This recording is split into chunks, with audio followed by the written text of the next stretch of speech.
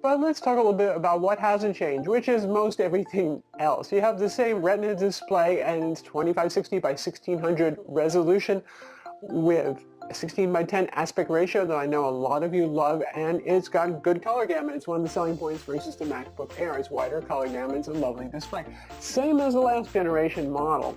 Also, we have the same casing. I know there were rumors about a 14-inch MacBook Pro replacing the 13-inch, just like the 16-inch had replaced the 15-inch, but obviously that's not the case.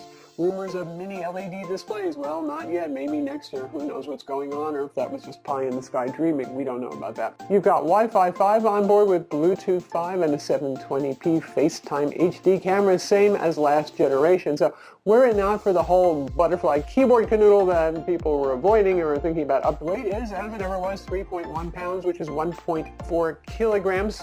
So not the lightest 13-inch Ultrabook / laptop on the market, but that's fine. And rather than having Apple compromise features even more to make things thinner and lighter, we'll just let them do what they're doing right now. 15.6 millimeters thick, so it's a pretty slim laptop. One other difference between, and this has happened before, the base and the better version of the 13-inch MacBook Pro. The base model has 2 Thunderbolt 3 ports, and the higher-end $1799 and up Intel 10th Gen model has 4 Thunderbolt 3 ports. They both have a headphone jack, yay that, and yeah, that's it for ports. Speaking of SSDs, the base model, the $1299 model, has a 256 gig SSD, so that's kind of product. It should have a better display, and it is noticeable. Nice, saturated looking colors, more vivid. It's also still very color accurate. Apple claims 500 nits of brightness, so it is brighter than the MacBook Air 2. We didn't get quite that. You can see the metrics on screen, but still it's a very bright display. Obviously you get 4 Thunderbolt 3 plus graphics, but it's not a huge leap forward on that.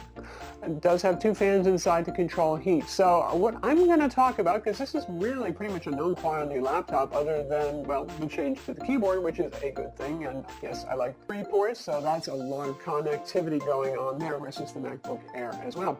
In terms of heat, actually, speaking of heat, compared to the 16-inch MacBook Pro, which is certainly a toastier machine, particularly if you hook up external monitors and start doing things like video editing or gaming and all that sort of thing, obviously this is the one that's going to have a cooler casing to the touch, though the core temperatures can get up there, but only if you're doing something like, say, we did our Cinebench R20 benchmark, which you can see Apple, interesting to see in Cinebench, that number one, the temperatures to the touch weren't that bad compared to a 16-inch MacBook Pro.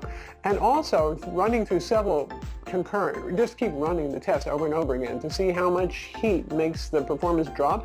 Not really. Really, you can see a 30-point drop going down or a 30-point boost the next. In our 10th gen model, performance is better. The single core speed is noticeably better than the previous generation, but it's not a great leap.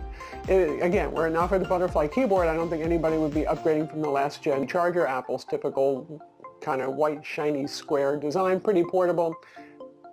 Be sure to subscribe to our YouTube channel for more cool tech videos, and do hit the notification bell so you know about them too.